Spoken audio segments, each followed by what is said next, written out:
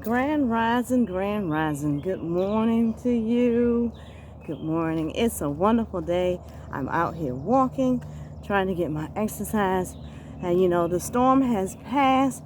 The winds have blown and knocked down whatever needs to be knocked down, dead and removed. It's a wonderful, glorious day. And I'm out here having fun. So, I just want to encourage you all. Yeah, I know I've been missing in action, and I had to take some time off and take myself on a little vacation. And after a vacation, I had to spend a week um, just doing nothing, and it was great. It was so refreshing. And so now I'm ready to return back to the workforce, or to the job that I have, and do what needs to be done. It's really bright out here, which is really great. And I had to do some with my hair too, because it was so anyway, we got it washed and we're good. And I know I'm all over the place. I'm a little short of breath because we're going up a hill right now, but that's okay. We're getting the exercise that needs to be gotten. I want to encourage you to exercise, eat right. Eat right, because when you don't eat right, there's things that you're putting in your body. There's toxins, and it's building up toxins, and it's causing our bodies to be sick. And then with the what's that beer name? The Rona beer. But anyway, we ain't talking about the beer. But anyway, with Rona being around, and you putting these toxins in your body, you just help Rona do what you do, or do what it needs to do. In other words, when you eat unhealthy and you don't exercise, keep movement, stay active, you cause your body to get inflammation. Inflammation is mucus, and it causes your body to have problems. You might be young and say, girl, I look good. I got curves. You got curves now. But as you get older, underneath those curves, when you unpack those curves and decide, I gotta lose some of these curves. These curves are pulling me down. Not only are they pulling me down, it makes it hard for me to walk because my thighs rub together. And makes it hard for me to, do a lot of things. I found out that when I was heavy, I thought I was standing up straight when I was standing up straight. But I didn't know, because of the heaviness of my body, or the curves as they say it, I didn't realize that I was actually bending more and more forward with those curves. I thought I was standing up straight, but didn't realize I was growing a hump on my back, because of the curves, that fat that I was carrying. So it makes you kind of bend forward. You stand up straight, you think you stand up straight, but you realize that you're not really standing up straight until you realize it when you start to lose weight. And as you lose weight, you see things, damage that you've done to your body from having all that weight on you. In other words, in my case, I saw a hump on my back, and so now here I am that I've lost the weight. I'm trying to work that hump out of my back. And that's called doing certain exercises, arm rotations, shoulder rotations. I have what's called a inversion table. And I was told, and I looked it up, that, hanging on one of those inversion tables, in other words, you kind of hang upside down, and hanging upside down, it causes your vertebrae to loosen up and separate like they should. In other words, it will help you to straighten that hump that you're getting in your back. It'll straighten it out. And then I've also heard that if you have a sciatic nerve problem, where people know that really hurts. If you have a sciatic nerve problems, then it helps you with your sciatic nerve. It helps you to fix that area, so that you're not in pain and you can walk and do what it is you need to do. So, again, when we unpack all that weight off of our body, we find out that we've really done some damage. It could be, damage can come in any form. It could be in the form of high blood pressure.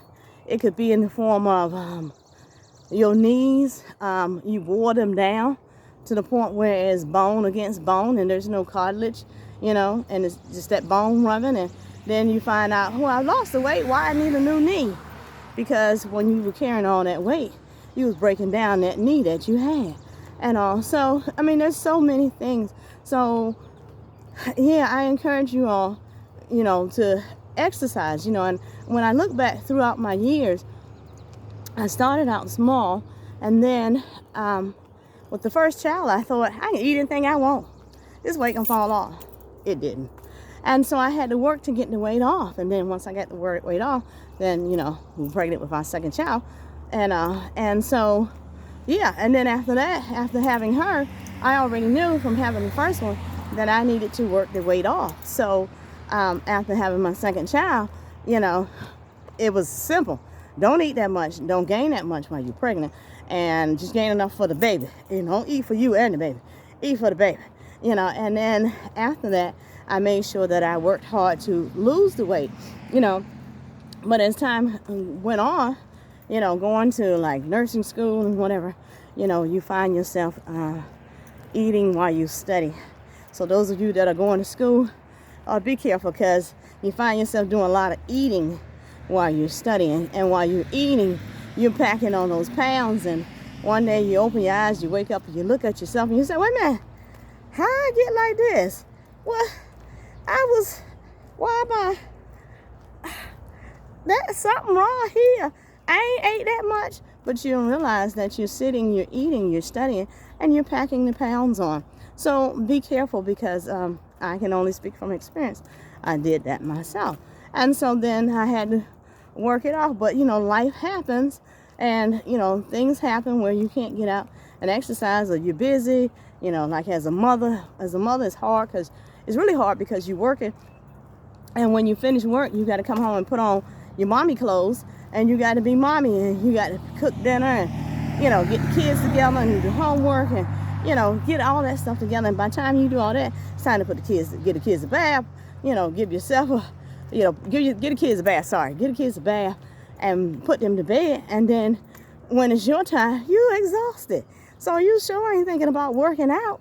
So, you know, one good thing to do would be, while you work out while you work. You know, if you sit down at a desk, get up every hour. Go for a walk. If you're working from home, oh, that's easy. Get up, go walking. If you got stairs, go down them stairs, come back up them stairs. If you can, turn around and go back down them stairs and come back up them stairs. And all, because that's just going to help you, you know, keep your metabolism moving. Because if you don't keep your metabolism moving, it slows up, the pounds pack on, and then you're trying to figure out how to get it off. And like if you work in an office, it's kind of simple. Get up from your desk and go walking. If you got to get up and walk to the bathroom, you ain't got to go, but, you know, because you ain't got to go. But get up and walk to the bathroom, you know, or walk down the hallway. Some of the places I work in, the hallways have like a square. So, you know, when I don't have to deal with, you know, people, you know, customers at that time, clients, I get up and I go for a walk around the hallway. If I can knock it out twice, I knock it out twice and do it, because it's really good for me. It's good exercise. It's keeping my metabolism moving. And all because when I get off work, I don't necessarily have time to get out here and go for a walk. I do have, you know, depending on the time that I get off, I do have time to go to the gym, you know, and work out with the weights, which is great. And all, but my problem is, after working out with the weights, when I leave the gym, it's time to come home and get ready for bed. And yeah, you're probably saying, well, it's still light outside. If you get off at, you know, like 4:30 and hit the gym about an hour and a half, you know, well, you got to look at drive time too to get to the gym. But anyway, you know, you look at it like, wow, so you should be home about 6:30, maybe 6:45. Excuse me. It's still light. Yes, it's still light. Sorry, I need to take a bite of this apple. I need some juice. But anyway, oh, good morning. Good morning. Don't want to block your path. No, you good. Okay, but anyway, when you get up in the morning, while you're at work, you can get up from your desk, go for a walk. Don't sit at your desk all day, because when you sit at your desk all day, one thing it does, it builds what I call a chair butt. A chair butt Got a big hump on the top of it. But when you look at the back of it and the bottom of it, it looks like the letter W. In other words, you got cheek, up, the letter W. If not the letter W, it looks like the letter V. Been there, done that. When it looks like the letter V, that's really hard to straighten out. You know, there are going to be exercises that you're going to have to do for your butt to get it back to the shape that it should be, and not the letter V. The letter V does not look good. Trust me, I see it a lot. So, but anyway, yeah, you don't want to develop chair butt. You want to get up and do some exercises. When I'm at work, we have high chairs, and we have, which is like stools, bar chairs, and then we have low chairs. I usually prefer to sit in the high chair, but even with the high chairs, I'll tend to stand beside the chair. When you stand, you pull more metabolism, or you use more of your metabolism by standing, because you got to keep your body up. You know, when you sit, you relax your body. So anyway, I tend to stand up beside my chairs, and while I'm on the computer, and even as I'm standing there, I'll do things like leg lifts, squats, side leg lifts. You know, I'll do exercises while I'm there. And yeah, my coworkers look at me and they're like, what's she doing over there? She's skinny, she little, I don't know why she over there exercising. She need to sit down. Well, wasn't always little. And because I wasn't always little, I'm very conscientious about, you know, my weight, or maintaining this weight, maintaining my health, because you know, I'm getting older. You know, as I told you all numerous times, I probably told you my age, but that's okay. Anyway, I'm getting older, and I need to be able to do what I need to do. I need to be able to get out here and go walking. I need to get out of here, be able to go to the gym and exercise, and you know, be able to pick up my grandbabies, lift the plant, move that couch or that dresser that I want to move because I decide I want to rearrange my room. You know, so I have to do these things. That means I've got to exercise. I've got to stay active. So I encourage you all, if you can, if it's hard for you to hold yourself accountable, simple. Find a buddy. Yes, find a buddy. Find a buddy who will work out with you, who will, and even if they don't work out with you, you want the buddy to hold you accountable. In other words, buddy may not be doing what you're doing, but buddy gonna police you, okay? You want one that's gonna police you. You don't want one that's gonna say, girl, I really don't feel like working out. I'm gonna go out to get me some ice cream and some cookies, and I'm gonna sit there and watch some Netflix and some chill. You know, you need a buddy that's gonna say, well, you can sit down and watch Netflix and chill, but before you do that, you need to get up and hit that walk. It's still light outside, so you might well go and hit that walk and knock that out. And matter of fact, while you're walking, I'm gonna stay on the phone with you while you walk. I mean, I got to hear the birds chirping. I got to hear the cars riding by. I got to hear the noise outside, you know, and that way I'm holding you accountable, and I know that you're walking. So, but anyway, that's one way you can do it. But you got to find a buddy that is going to hold you accountable. And again, like I said, your buddy may not always do what you do. Your buddy may be smaller than you, but you just need somebody to encourage you. And as they encourage you and hold you accountable, you know, you'll find that it'll do wonders for you, you know, as far as you keeping up your activity and your movement. It's kind of funny because I have a lady that I encourage, and she's supposed to eat a certain way. And she has a meal plan where she decided she was going to eat some cookies or some candy, something one day. She was in the kitchen getting a snack out. In other words, she was cheating. And so her young daughter, walks up behind her and says, Mommy, you're not supposed to be eating that. That's not on your meal plan. And the woman who didn't expect her child to be there turns around and looks at this little kid And there's nothing she could say. Nothing she could say. Because the child was holding her accountable. So, you know, she said, I guess that cookie or whatever she was eating, she took the rest of it out. I mean, she didn't finish it. She put the other stuff back and she didn't eat it. So that child, just her child, knowing that she's trying to change her eating habits and her diet, that child helped her by calling her out on the snacks that she was eating. So get somebody that will hold you accountable. And when they hold you accountable, or when you get busted, don't get mad. Don't get mad. They keeping you from cheating. And not only are they keeping you from cheating, they helping you lose them pounds that you want to lose. Because you know what? Them pounds didn't get on you just yesterday. You didn't wake up one morning and bam! Oh my God, these pounds are here. No, that's not what happened. You took years and years of eating junk, putting the wrong food in your face, not pushing back from that table, but staying close to that table and steady, just putting it in. You know, and mothers, we as a mother, we have a habit of doing a thing that's called, what is it? Well, it doesn't have a name, but when you have children and you feed your children and they don't eat all their food on their plate, the mother be like, you better eat this food, you ain't eat this food. And then after she finally send the kids away because they not going to eat the food, and she send them off and let them go playing, the mama, as she's putting the plate up, you know, she'll eat the food off the plate because she said, what? This good food. I'm not letting this good food go to waste. This food, no, I'm not wasting food. So then she eats it. Well, I caught myself doing that years ago when my kids were little. I think my daughter was like 5 or 7. She was about five. She was about 5. My son was 7. And they had finished eating and they weren't, oh son, sorry.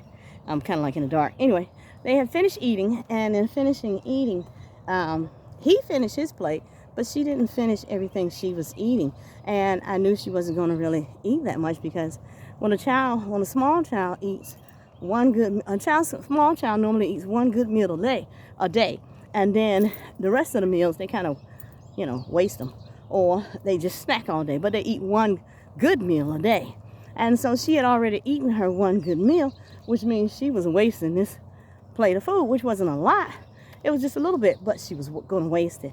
And so I found myself, as I picked her plate up from the table, I picked the plate up, walked over to the trash, but I'm picking the food off the plate and I'm eating it. And I stopped right before the trash can. Now I know this was nothing but the Lord saying to me, why are you eating that food? You're going to get fat again because you're eating that food. They not wasting food. You cooked it. You gave them a small portion. They ate what they wanted to eat. They're done. If they knew when they were full and wanted to leave the table, what's your problem? Why you have to eat all the food on their plate? Because you say it's going to waste. Is it really going to waste? It's not. We're only supposed to eat until we feel content. Not full, not stuffed, not your belly full and it's sticking out and you now got the itis.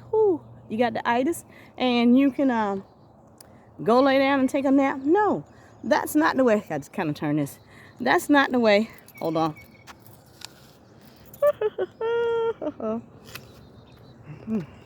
Apple is good. Anyway, that's not the way we're supposed to eat. We're supposed to eat until we are content or we're satisfied. And satisfaction doesn't mean you have to be stuffed. And I'm sorry, y'all get to see the side of my face where I have the scar. That's from a accident, car accident. You're like, oh, she was in a car accident? No, the car was in an accident with my body. In other words, I was walking, like today, I was walking, and the car decided it wanted to plow into my body. I don't know if it thought I was a speed bump or what, but it decided to plow in my body. So That's the impact, part of the impact from the glass. So, but it's okay. I call it a battle wound. But anyway, back to eating your kids' food. So mothers have a bad habit of eating their children's food, eating off the children's plate, and we need to stop that. And not only that, we tend to eat off, if we're married, our husband's plates, and everybody played at the table. That's not good, because you're eating extra food that's not even on your plate. So that extra food is gonna be part of your weight, and then you're gonna say, "Oh, I'm losing weight, and why I'm gaining weight, and he losing weight." I'm watching what I eat. Yeah, you watching what you eat, and you watching what everybody else eating too. That's why you picking food off their plate, and you need to stop picking food off their plate and go and eat the food you're supposed to eat. And when you feel that you like, "Ooh, I've ate enough," you need to get that plate up, scrape the rest of that mess in the trash, and hopefully you won't put that much on your plate. But scrape that mess in the trash, and then go on about your business. Go do something else. Go read a book. Go sit down. Go for a walk. Do something, But don't eat the rest of that food on that plate. Because when you do that, you overeat and you stuff yourself. And when you overeat and you stuff yourself, once you eat anyway, your body takes the blood and sends it down to your stomach, because the blood needs to go down there to help create energy, burn stuff up so that, move your metabolism, get it working, give you energy so that your stomach can do what it does to break down the foods. Send the acid in, break down the food, and then cause you to digest that food. That's why they say, hour and a half after you eat, you good, or hour, depending on the person, But your blood goes down there to digest. But if you got so much food down there, your blood just leaves the other areas of your body and say, "Hey, y'all, she done pigged out. Yeah, she did it again, man. She went to the buffet and she done ate everything." So come on, fellas, we got to go on down here to the stomach. We got to work hard today and break down all this food. So it's okay when we leave her brain, when we leave the top of her body, when we leave her legs, she gonna go to sleep. The rest of her body gonna go to sleep. So while she's sleeping, we're gonna be down here in her stomach working, doing what we need to do. And by the time you wake up from your nap, you find out, oh, I've digested my food. I feel better. Yeah, but see, some of that food, your body digested it, but your body said, "Oh, I don't know what to do with that. I don't know what that is she ate. I don't know what to do with that. Well, I'm going to take the minerals from here. There's some vitamins over there. I'm going to take these vitamins and I'm going to use them and I'm going to process them and so she got more energy. But that right there that she ate, I don't know what that is. We can't use that. You know what? What we going to do?" And your body says, "All right, boys, she got a whole lot of crap down here in her stomach and in her intestines that she didn't use. So we're going to store it up as fat cells. We're going to start with the stomach. Then when we start running out of the room with the stomach, we're going to move to take some of them fat cells to the butt, take some of them fat cells to the legs, to the thighs, around the breast. Ooh, the arms, them arms, we can do that. We can give her chicken wings. She'll be all right. She want to keep eating like that, we'll give her chicken wings. She'll figure out what to do later. But, the key is, she don't eat like that, boys, but she won't starve. She won't starve at all. If she ever gets somewhere on a desert island, she ain't gonna starve. Because you know what? We got a lot of fat stored up. We got so much fat stored up. We got food to eat. So, anyway, that's what your body does. It stores the fat up. And then you wondering why that fat won't go. You wondering why your stomach jiggly. You wondering why your thighs rub together. You wondering why you got these chicken wings and, it's tiring for you to climb up those stairs. And, you trying to figure out why I ain't got no energy, girl, because you big. You big. You might have some curls, but you big. Watch this, y'all get sidetracked. Good morning, Mr. Bunny. Grand rising to you, Mr. Bunny. They got bunnies out here. Don't know if y'all can see them. But, yeah, it's that brown spot on the grass. He's a bunny. Right now, he's spraying freeze because he figured I don't see him. But I didn't saw him. because I watched him hop across the trail. So, but anyway, yeah, I'm just talking. But it's good to be out here talking. It's good to be talking and walking. Yes, indeed, and I'm walking and I'm talking. And the old song, yeah, old song. If you from back in the day, you've heard that. I don't know if it was on Electric Company, or Sesame Street back in the day when it first started, or I don't know, Fraggle Rock, something, whatever. But anyway, yeah, that was a flashback from the past. So we're in a shaded spot. I can see me in the camera. Hi, it's me. I see you in the camera. Anyway, rabbit trail called Sidetrack. So anyway, get out here and exercise. Do something for you. You can't do it for hubby. You can't do it for the children. You can't do it for mama. You know, you can't do it because your girlfriend's saying, Gary, you need to get out there and walk. You're getting big. Can't do it for her. You can't. You've got to make up your mind and do it for you. Because if you don't do it for you, it's not going to work. You're going to get discouraged. If you're following a diet, a regimen, you're going to start cheating. You're going to start tweaking. You're going to say, well, I can eat a little bit of this. I'll be fine. Let me put a little bit of milk here. I'll be fine with that. Oh, well, I'm just going to eat a little bit of candy. You know, they got a cupcake at work. You know, I'm going to eat one. I'll be good. I'm just going to eat that one. Well, you know, like I know, when you eat that one cupcake, the next day you come back to work, you like, girl, they had any cupcakes left. What? They do? In the kitchen? What? How many? I'm going to get one of them. Girl, them cupcakes were good. I'm going to get one of them for everybody else to get here. I'm going to have me a second one. And we go down to that break room.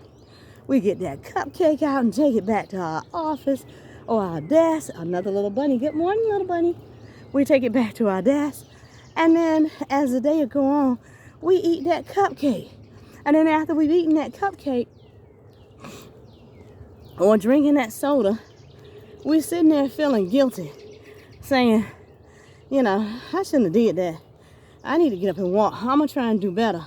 I'm going to try not to drink a soda tomorrow when I come back, when I come to work. And if they had some cupcakes left or some of them, you know, that bag of miniature chocolate candies, you know, like the M&Ms, the Snicker bars, the Kit Kats, and, you know, Twix bars, you know, you say, you know what, I'm not going to do that when I come back in here tomorrow.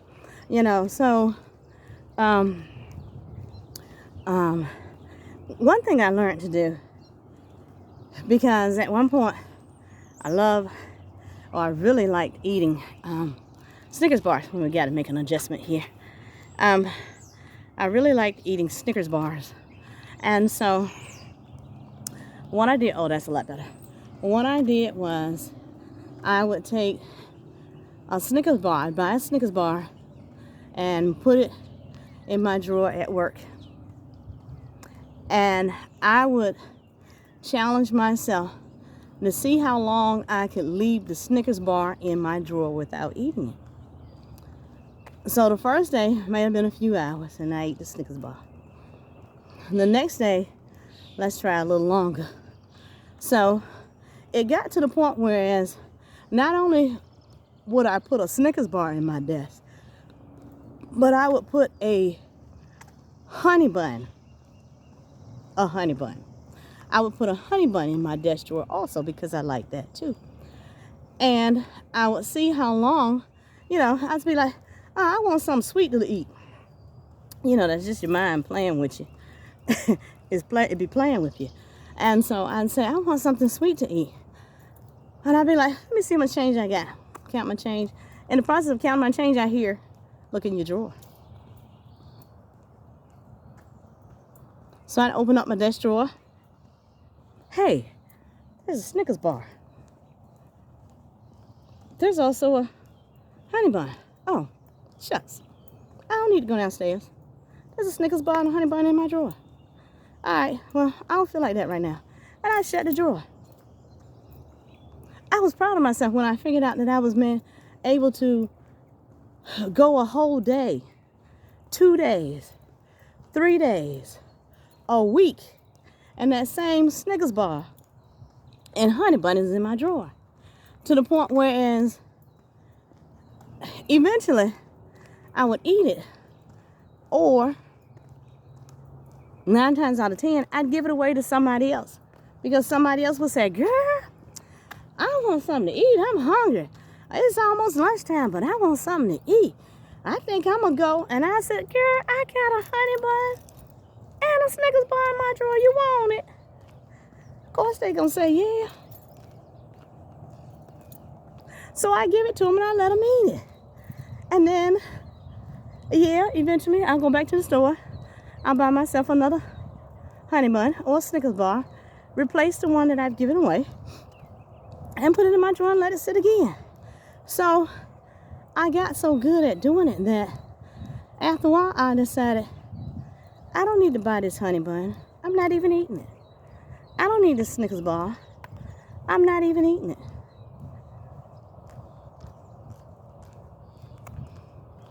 And I stopped buying them. I stopped buying them. So now, when I taste the Snickers bar, Snickers bars have changed in their size. It was the one like it was back in the day, the size. I would eat maybe half of it, wrap it up, put it away, put it back in my drawer, or wherever I had it, leave it.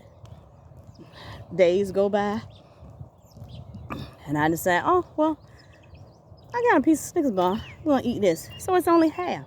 So that 220 calories of that Snickers bar, which is just sugar, 220 calories, I only ate 110. And another day that I decided I wanted something sweet, I ate the other 110. So challenge yourself. Find ways to challenge yourself so that you don't overeat, so that you don't eat the things that you shouldn't be eating, because when you eat those things, it shows on your body, it shows with your heart, it shows with your sugar levels. People are told by doctors, oh, you're pre-diabetic, and they like, oh, he's saying I'm pre-diabetic, that means I ain't a diabetic, I'm pre-diabetic. No, what he's telling you is the sugar you eating is enough that you keep continuing that way, you're going to be already all the way into being a diabetic. He's just saying, right now, I see you every 3 months, or every 6 months, and each time I see you, your sugar's a little elevated. It's higher than we want it to be by the standards and all. So, do what you're supposed to do, because when they're telling you you're pre-diabetic, they're warning you. They're warning you. And if you ignore them, you will be a full-fledged, full-blown diabetic.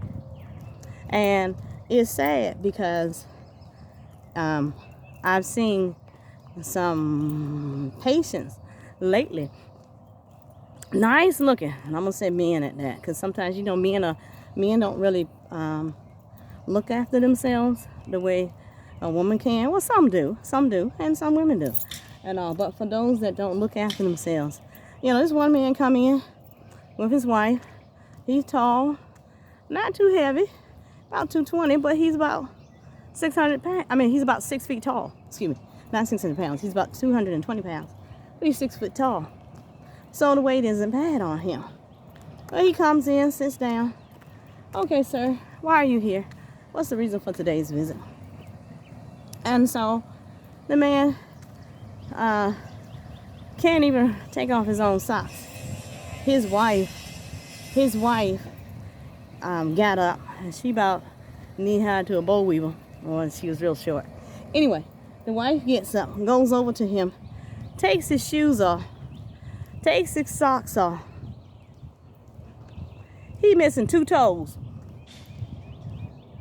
I gotta stop on this one. 2 toes. The big toe is gone, and the baby toe is gone. Sir, what happened to your toes, sir? And so I looked at his list of medications, only to see that he's a diabetic. He's on several different diabetic medications. And it's not that they're not working. they only work to do so much. These pills aren't designed to get rid of your problem. These pills are designed to slow down your problem, put a Band-Aid on your problem. But while it puts a Band-Aid on your problem, the illness or problem that you're having is also tearing up another item of your body. Maybe your liver, your pancreas, your kidneys, could be messing with your heart. You know, so anyway, this man missing 2 toes. And then he says, oh, and on my other leg, it's numb back here on my calf. What? Sir, why your calf numb? He says it's numb. I can't feel anything on that calf. And then when I look at the calf is actually darker than his skin complexion. And so I'm thinking, ooh, that ain't good. That's probably necrosis. In other words, skin turning blacker than you are. I mean, that area of the body is dying. It's dead, almost. It's about dead. And so, you know, the day goes on, or the visit goes on, and the final diagnosis when the doctor came out was, I'm sending Mr. Jones to the hospital right now. We're going to have to do surgery. Sir, they told you were diabetic. They told you not to eat a certain way. They told you to get some exercise. They gave you these pills to help you, but they don't really help you. They sort of kind of help you. Anyway, you know, they gave you these pills, told you all those things to do. And sir, you kept doing what you was doing. You kept eating unhealthy. You kept eating unhealthy. You kept finding unhealthy food to eat. And you kept putting that unhealthy food in your mouth. And you kept eating unhealthy. You probably won't exercise either. But you was just eating unhealthy. And in doing that, you done tore up your body. Now, they done already cut off 2 toes. They about to take you into surgery and remove half of your leg. So, when we eat unhealthy and we pile these pounds on, we put these toxins in our body, it does cause problems with our body. It causes a health issue for us. Now, yes, your health issue can be reversed, but it's going to take you making up your mind, deciding, you know, I'm not going to. Sorry, I was looking at a little light. Looked like it's floating beside me, but I think it's a piece of spider web. I don't know. But anyway, it's going to take for you to make up your mind and say, I'm tired of being like this. I'm tired of having difficulty breathing. I'm tired of not being able to catch my breath. I'm tired of when I can't climb stairs. My grandkids come over, or my children, I can't play with them. They tell me, Mommy, come outside and play with me. And I have to say to them, I'll be out there in a little bit. Mama sit here and rest her legs. Mama's legs is hurting. I got to rest. You know, when you're an adult, when you have children, small children, teenage children, whatever, and they ask you to come interact with them, that's called building memories. That's called memories that will last them a lifetime. Memories that when they are grown and they have their own children, they'll say, my mama came outside and played with us. She would jump rope. Oh, my mama would race us. And, you know, I can only speak of my mom. You know, she would jump rope.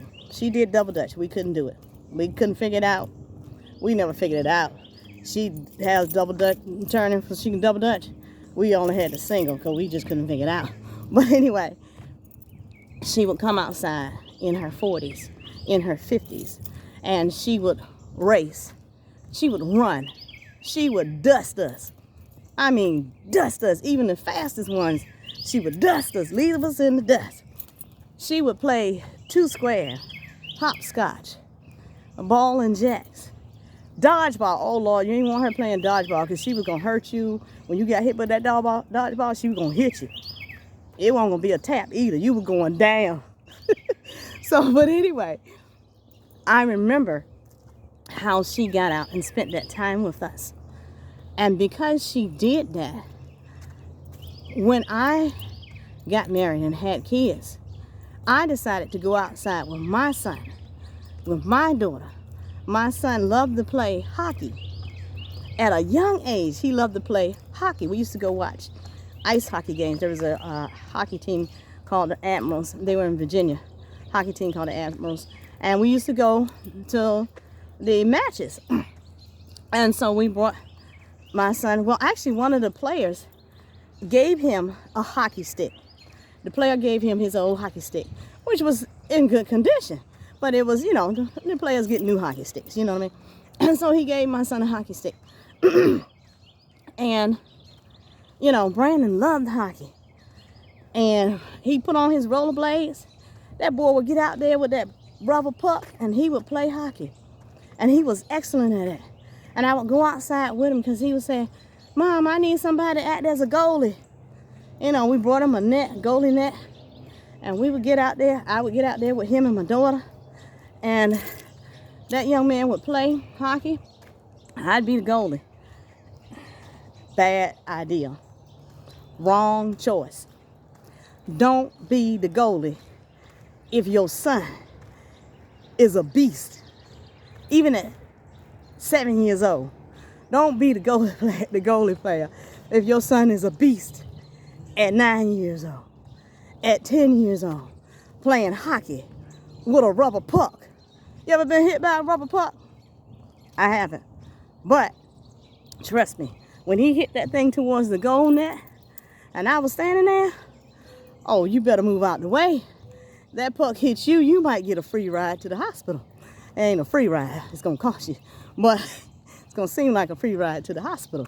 So I would get out there and play with them. I would get out there and tell them, come on y'all, let's go fly kites. Come on y'all, let's go play 2 square. Come on, let's play dodgeball. I did those things because my mother did it with me. So you don't want to have your kids asking you, Mama, come on, go outside and play with us. We ain't got nobody to play with. Will you play with us, Mommy? Please go outside. And you're like, no, I ain't going out there. Y'all going out there and play with each other. Play with each other. I ain't going out there. I'm tired. Well, you building a memory with your child. Well, your child gonna say, she ain't play with us. Fine, whatever. We're gonna do whatever.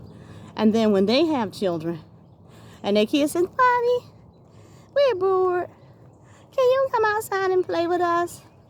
That same child that you raised, that you wouldn't play with, gonna say, boy, I ain't coming outside. Get on out there. If you don't want to play outside, come on inside and sit down.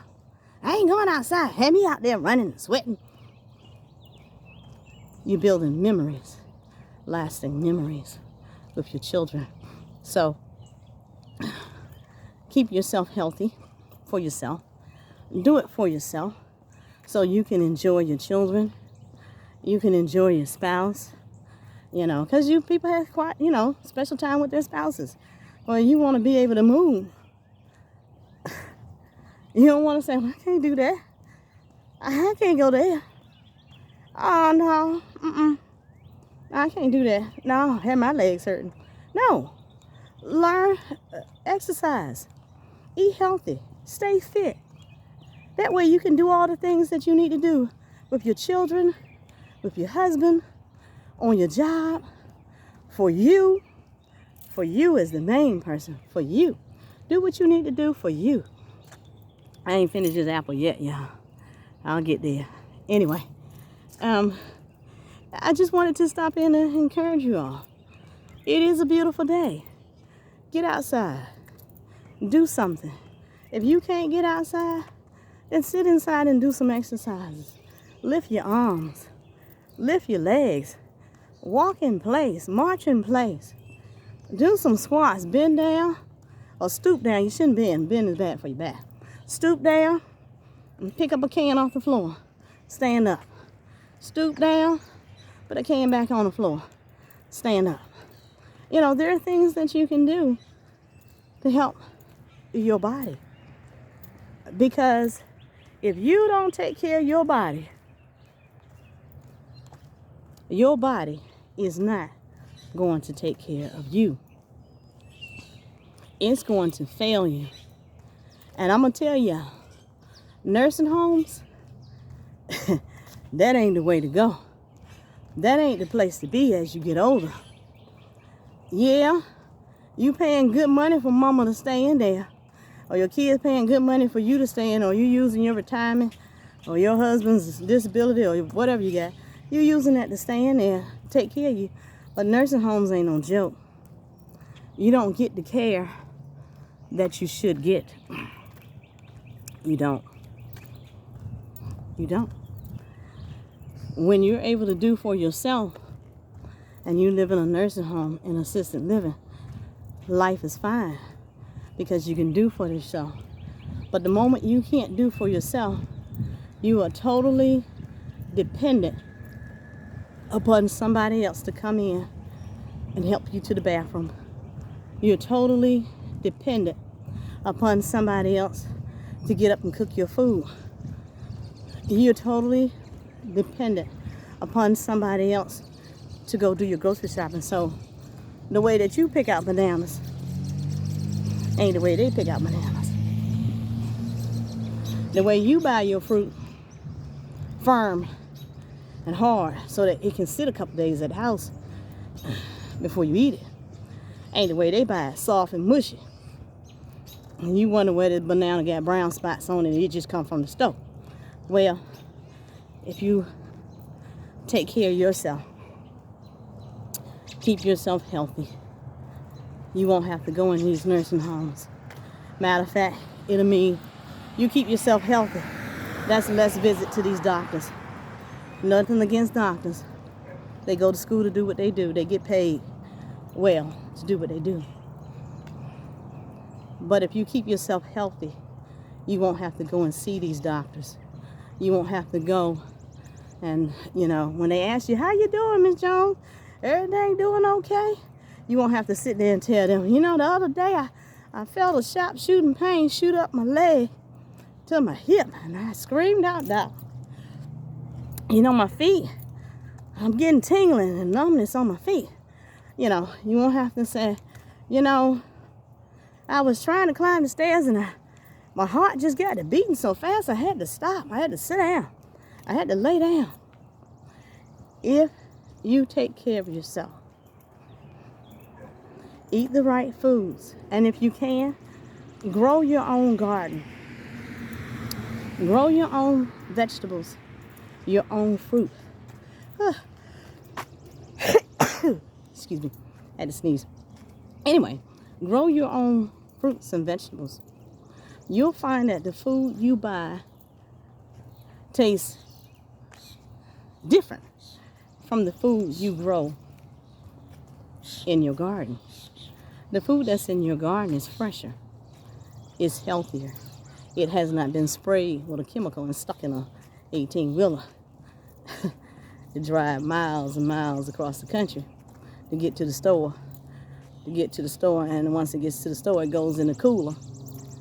Then it sits in the cooler till the stuff on the shelf becomes low and they need to restock the shelf.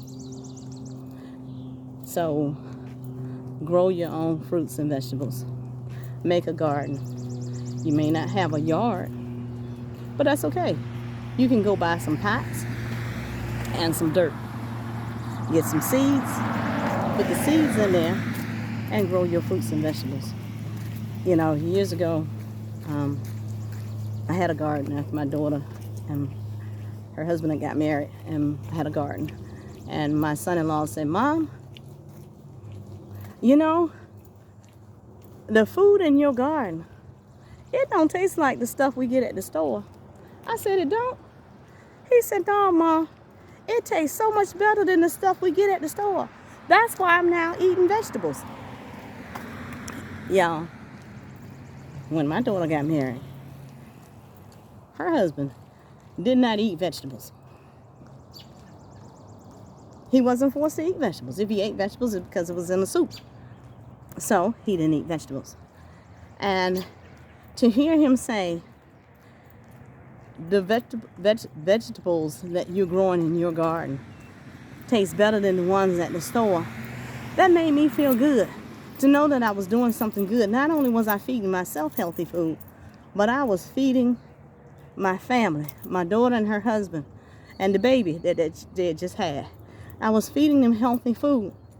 So that was teaching, like teaching my son-in-law, you know, and for my daughter, yes, it was teaching her too, and all. But you know, my son said to me when I got ready to move out from them, my son-in-law said, "Ma, I sure would like to keep that garden."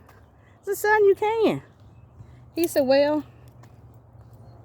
I work all the time, but I wish my wife, my daughter, I wish she would keep this garden, but I don't think she'll go outside and do it like you. So I guess I won't have a vegetable garden." That's sad. That's sad. You know, so do things to make yourself healthy. Do things to give your body the right fuel. Do things to remove the mucus and inflammation from your body.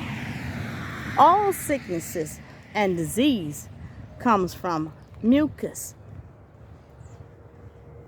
When you feel mucus draining from your body, don't swallow that down. Don't swallow it. It ain't necessarily coming out of your stool. Don't swallow it. When that mucus is draining, spit it out. Get it out of your body. The more mucus you get out of your body, the healthier you are. And doctors aren't going to tell you that. Every disease stems from, it's what do they call it? I don't know if I call it a disease or a germ or a microbe, but it's called Epstein-Barr. I think that's it. Every disease stems from that. When you have rheumatoid arthritis, that's one of the tests they do on you for rheumatoid arthritis. But they don't go into deep detail, or they don't do a real deep invasive test. So they only scratch the surface. But if you keep the mucus out of your body, keeping the mucus out of the body means that cow's milk is for the baby cows. To make the baby cows become big cows, so you can have some steak. You know, breast milk is for our babies. Not that I'm telling you go find somebody breastfeeding and start drinking. I'm not telling you that. But breast milk is for human babies. Cow's milk is for cow babies. Stop drinking them cow babies' milk. Why? Because their milk has a lot of pus and mucus in it. I'm sure you've seen videos where they show you pus and mucus that's coming out of the cows, that's in the milk. You know, people find that they're lactose intolerant. Well, you can't deal with that lactate in that milk. You can't deal with that mucus in that milk. It causes problems on your stomach, give you diarrhea, make you feel a certain kind of way. So some things we have to walk away from. Find alternatives to cow milk. An alternative would be almond milk. You can buy almond milk. It's inexpensive. And also, yeah, I think I've said enough. I've talked long enough, and I'm kind of done with my walking, getting ready to head back to the house because it's Saturday. I don't have anything planned. And it's Mother's Day weekend. I still don't have anything planned. Yeah. So, but anyway, I just want to encourage you to stay healthy, get some exercise, eat right, put down the junk, because the junk is not your friend. Well, It can be your friend, but in a negative way. So put down the junk. Do healthy things, healthy habits. All right, I've got to go. I've talked long enough. Thank you for coming by. Thank you for watching my channel, listening to me. And I know that because of this video, you're going to do something. I hope it touched you in some kind of a way. All right, got to go. Bye. Like and subscribe. I'll try and be more consistent with my videos.